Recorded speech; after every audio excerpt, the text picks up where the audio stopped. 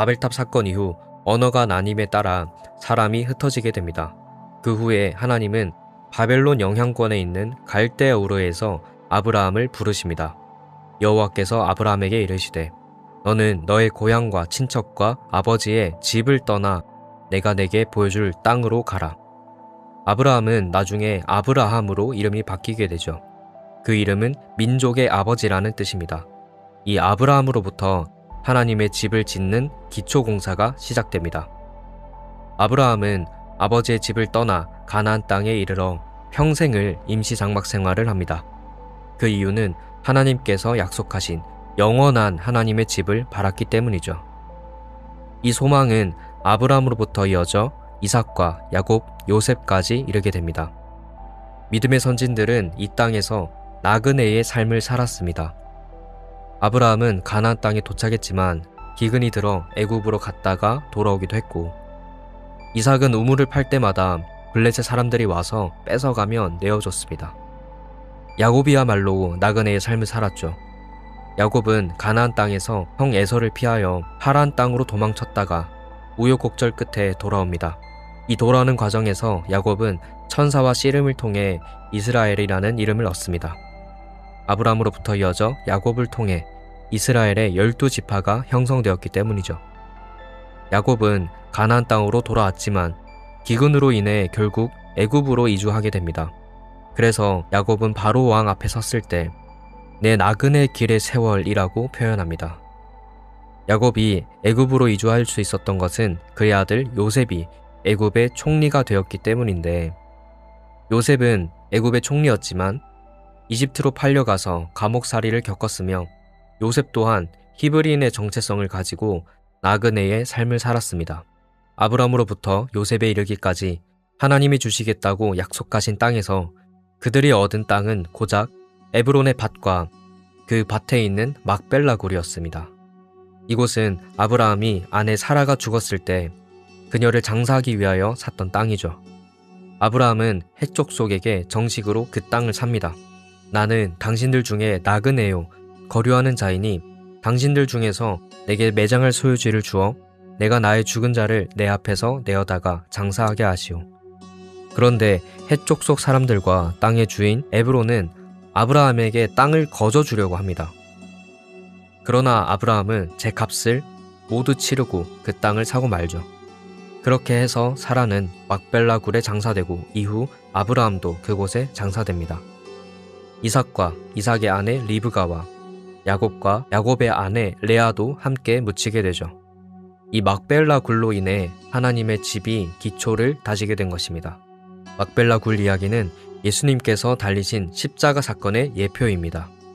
아브라함이 막벨라 굴을 사기 위해 제 값을 모두 치렀던 것처럼 예수님은 십자가에서 테텔레스타이, 모든 죄값을 지불하셨던 것이죠. 아브라함과 그 후손들은 막벨라 굴에 장사되길 원했습니다. 그 이유는 바로 약속의 땅에서 부활을 소망했기 때문이죠. 그 당시에 무슨 부활의 소망이 있었을까라고 생각하실 수 있습니다.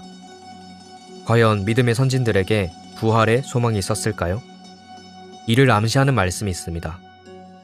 하루는 하나님께서 아브라함에게 독자 이삭을 바칠 것을 요구하십니다. 아브라함은 기꺼이 순종하여 노년에 얻은 하나밖에 없는 귀한 아들을 죽이려고 하죠. 그때 여호와의 사자가 나타나서 아브라함을 말립니다.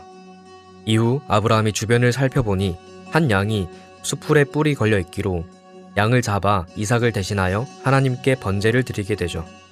그리고 그곳 모리아산에서 그 땅의 이름을 여호와 이레라 부릅니다. 이는 여호와의 산에서 준비되리라는 뜻입니다. 이때 아브라함은 진작에 부활의 소망을 품었습니다. 이를 히브리서에서 설명하고 있습니다. 그가 하나님이 능히 이삭을 죽은 자 가운데서 다시 살리실 줄로 생각한지라. 비유컨대 그를 죽은 자 가운데서 도로 받은 것이니라. 예수님은 하나님의 어린 양으로 약속의 땅에 오셔서 여호와 이레, 약속대로 모리아 땅에서 십자가 대속을 이루셨습니다. 그리고 믿음의 선진들이 막벨라 굴에 장사된 것 같이 예수님은 무덤에 장사되셨습니다. 그런데 예수님은 사망 권세를 이기고 부활하시죠. 그래서 막벨라 굴에 장사된 믿음의 선진들도 부활할 수 있게 된 것입니다. 복음서에 보면 부활이 없다 하는 사두개인들이 예수님께 나와 부활에 대해 부정적으로 얘기합니다. 이에 예수님은 아버지 하나님께서 아브라함의 하나님, 이삭의 하나님, 야곱의 하나님이라고 말씀하신 것을 언급하십니다. 즉, 믿음의 선진들은 죽고 사라진 존재가 아니라 영으로 살아있으며 이후 육체로 부활하실 것을 말씀하신 것이죠. 아시다시피 믿음의 조상인 아브라함도 연약함이 많았습니다. 자신의 아내를 누이라고 2번이나 속이고 하나님의 말씀을 온전히 믿지 못해서 사라의 말대로 여종 하갈에게서 아들을 얻기도 했습니다. 그러나 아브라함이 믿음의 조상이라 불릴 수 있었던 것은 하나님께서 아브라함을 갈대아 우르에서 불러내시고 순종의 자리까지 이끄셨기 때문입니다. 비록 아브라함은 막벨라 굴에 장사되었지만 예수님이 무덤에서 부활하심으로 갈대아 우르에서 시작된 아브라함의 믿음은 완성된 것입니다. 믿음의 선진들은 이 땅에서 집도 없이 평생을 나그네로 외롭게 살았습니다. 족장시대 부분을 읽어보면 눈물을 흘렸다는 이야기가 자주 나옵니다. 아브라함부터 요셉까지 눈물을 흘렸다는 이야기는 약 10번 정도 나옵니다. 사랑하는 아내를 잃고 부모를 잃으며 사랑하는 사람들이 있는 집을 떠나야만 했습니다. 억울한 일도 많이 당하고 외로웠으며 평생을 나그네로 살았습니다. 이 사람들은 다 믿음을 따라 죽었으며 약속을 받지 못하였으되 그것들을 멀리서 보고 환영하며 또 땅에서는 외국인과 나그네임을 증언하였으니 그들이 이같이 말하는 것은 자기들이 본향 찾는 자임을 나타냄이라. 그들이 나온 바 본향을 생각하였더라면 돌아갈 기회가 있었으려니와 그들이 이제는 더 나은 본향을 사모하니 곧 하늘에 있는 것이라. 이러므로 하나님이 그들의 하나님이라 일컬음 받으심을 부끄러워하지 아니하시고 그들을 위하여 한 성을 예비하셨느니라. 평생을 나그네로 살아간 믿음의 선진들은 하나님의 나라가 얼마나 사무쳤을까요? 오늘날 그리스도인들도 마찬가지입니다. 하나님의 나라는 이미 왔습니다. 그런데 아직 완성되지는 않았죠. 그래서 우리는 여전히 아픔과 슬픔이 있는 이 땅에서 살아갑니다. 믿음의 선진들이 겪었던 것처럼 원하지 않아도 고난을 겪을 때가 있습니다. 시편에서는 하나님의 나라에 이르는 길을 눈물 골짜기라고 표현합니다. 주의 집에 사는 자들은 복이 있나니 그들이 항상 주를 찬송하리다. 주께 힘을 얻고 그 마음에 시온의 대로가 있는 자는 복이 있나이다. 그들이 눈물 골짜기로 지나갈 때에 그곳에 많은 샘이 있을 것이며 유명한 CCM 찬양에도 보면 이런 가사가 있죠. 이곳에 생명샘 솟아나 눈물 골짝 지나갈 때에 머자나 열매 맺히고 웃음소리 넘쳐나리라. 하나님 나라를 소망한다는 것은 이 땅에서 나그네로 살아가는 것입니다. 하나님 나라에 이르는 길은 좁은 길, 눈물 골짜기입니다. 그런데 이 길 끝에 예수님이 계시고 그분께서 우리의 모든 눈물을 닦아주실 것입니다. 아까 언급한 시편의 말씀을 현대의 말로 풀어서 다시 보겠습니다. 그들이 눈물 골짜기를 지나갈 때에 샘물이 솟아서 마실 것입니다. 가을비도 샘물을 가득 채울 것입니다. 그 다음 7절에 이렇게 기록되어 있습니다.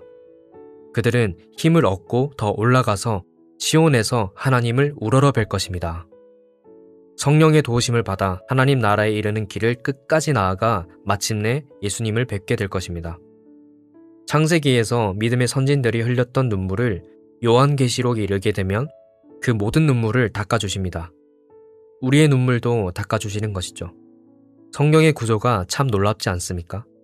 모든 눈물을 그 눈에서 닦아주시니 다시는 사망이 없고 애통하는 것이나 곡하는 것이나 아픈 것이 다시 있지 아니하리니 처음 것들이 다 지나갔음이러라. 아멘. 좀 그런 생각을 해보았는데 우리 이렇게 주님 안에 있는 한 지체들이 모여서 한 2시간 정도 예배하고 찬양하고 마음을 나누고 그것도 너무너무 얼마나 귀하고 얼마나 좋은데 나중에 주님 앞에 서서 찬양하면 어떨까? 얼마나 좋을까?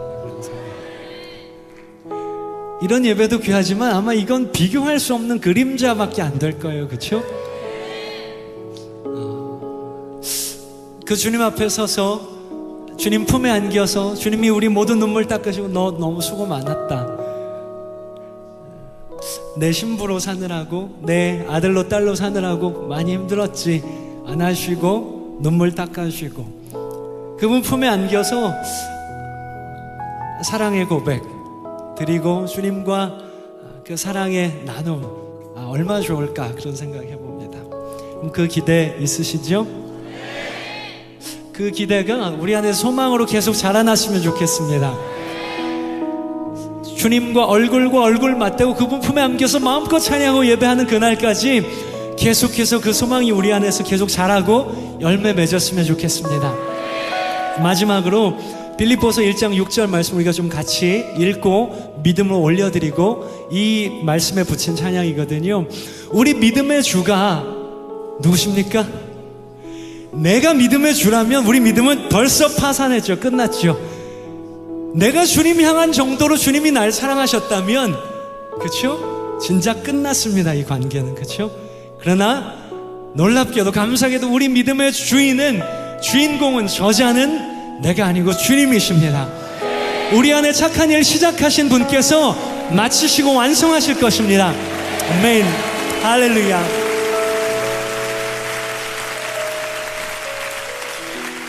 이 말씀 우리가 좀 같이 믿음을 담아서 크게 좀 오른손을 들고 선포할까요? 시작. 너희 안에서 착한 일을 시작하신 이가 그리스도 예수의 날까지 이루실 줄을 우리는 확신하노라. 다시 한번요.